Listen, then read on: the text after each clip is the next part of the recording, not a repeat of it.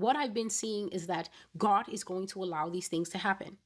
We are going to be tried and tested by things that sometimes we will not prevail over. People will lose their lives. And so most of the dreams I've been having are dreams of just testing. That's what the dreams are showing. They are showing me so many things that I thank God for, because they are practical things that I have to get a handle on, or they will be costly. See, without getting a handle on the practical things, it will be costly no matter how much you cry. You cry and the angel for your life will sit right next to you and say, you know, it's a shame. Better luck next time. So I can share with you one of these dreams. I dreamt that there was I would call it a travel terminal.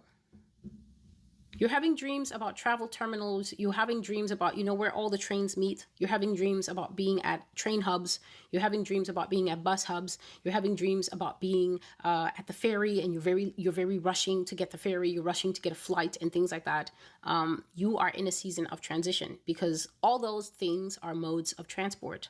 So those are modes of transport, and God is showing you that shift, movement, travel. It might be natural travel, or it just might be spiritual travel. But usually when you're seeing boats, buses, trains, planes, ferries, and things like that, you're actually seeing God showing you that I'm literally going to shift you. I'm going to move you.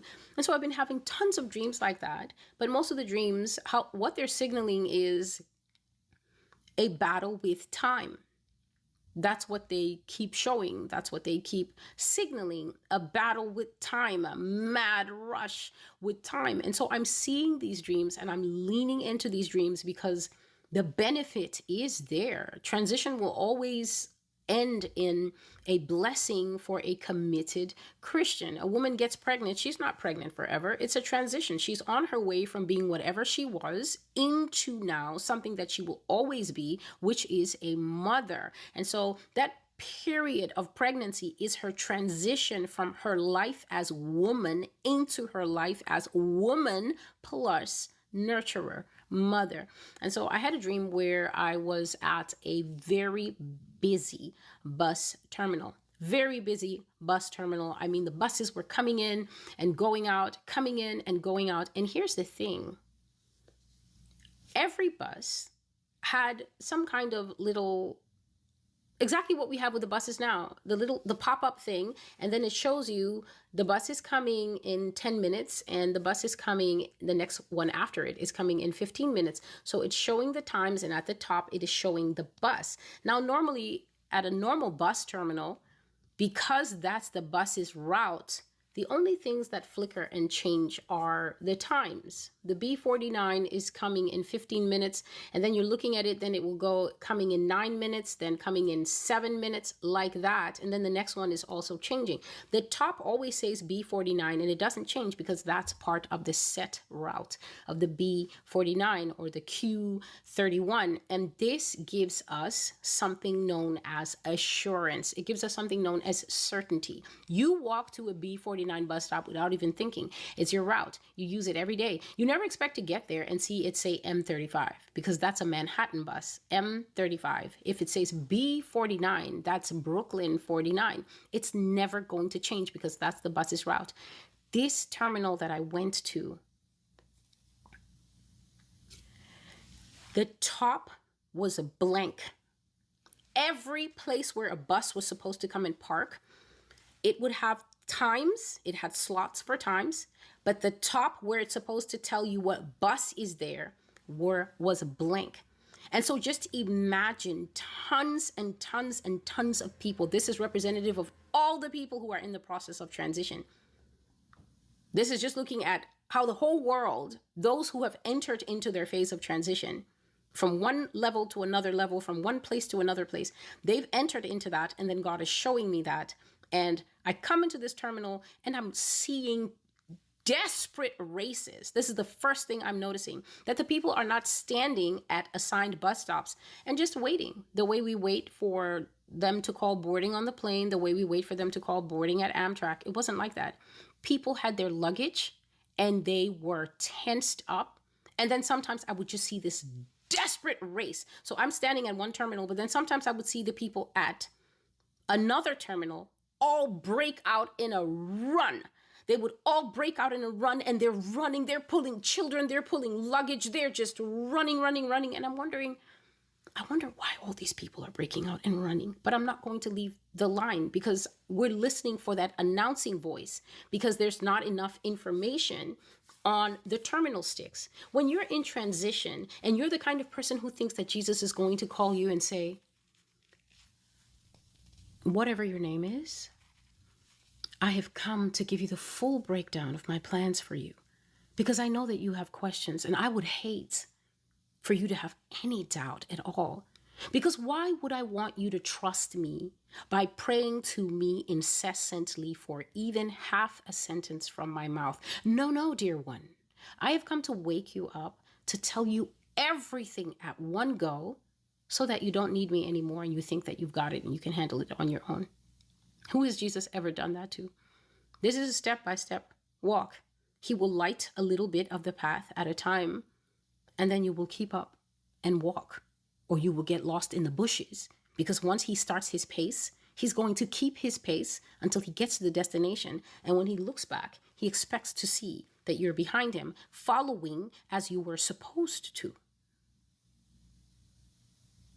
So I'm not willing to leave my place, because I was saying that in transition, you're not going to get all the details. It's impossible. The details you get, you will pray for them. You will seek for them. You will say, God, I already saw the first dream in January, and I know what it means. And then I started praying about it, and I wanted to know what it meant. I wanted to get deeper understanding. And you know how you answered me, God? I had a second dream, or something happened at work that let me know that there's going to be a shift soon.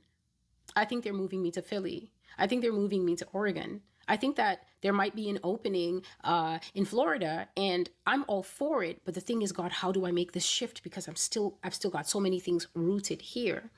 And so you're going to start leaning into that transition, and you're going to start praying for understanding, for wisdom, so that God can help you with the transition.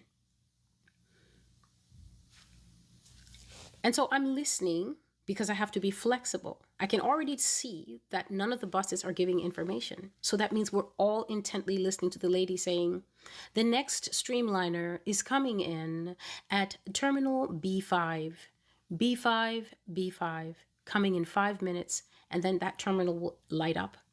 Sometimes the people who were supposed to be at terminal B5 were 10 terminals, 10 stops, 10 bus berths away. That's what would cause that outbreak of running, because you go and stand and nothing is lit up, so you don't actually know where you are, so you just kind of join a line. But then they tell you that the terminal you're going to is lighting up, and it's all the way over there. That means that you have to get the kids, the dog, the everything, and get there. And so this is what was causing these mad dashes. Very rarely, but occasionally it did happen. The lady would say, Greyhound this coming in at C9 coming in 2 minutes. So you don't even get told it's 15 minutes. Sometimes C9 just bursts out, and it's coming in 2 minutes. And you know what C9 is, for those of you who might still be confused? C9 is an opportunity that you didn't plan on. C9 is an open door that can appear at any time, which is why I always am amazed at Christians who will start their day at 11:30 or something. And I'm thinking, what is happening with you? A wise person, you wake up and you put all the responsible things that you have to do. If it's feeding the dog, if it's doing whatever, you put them at the head of the day so that at least the rest of the day is not top heavy. And then if something should come into the day, you think, wow, I'm so glad I got that out of the way. Procrastinators, you are going to suffer like you've never suffered in the times that are coming, because I've already told you that you will be told that you have a month to complete a project. And you know what you're going to do? You're actually going to listen to that stuff and space the project across an entire month. And then they're going to come and tell you that the market has crashed in Copenhagen and can we have that tomorrow? You know, corporate, they will do that, and they will look you in your eyes, whatever color you have, and they will look at you as if you can finish a 1 month project in a day.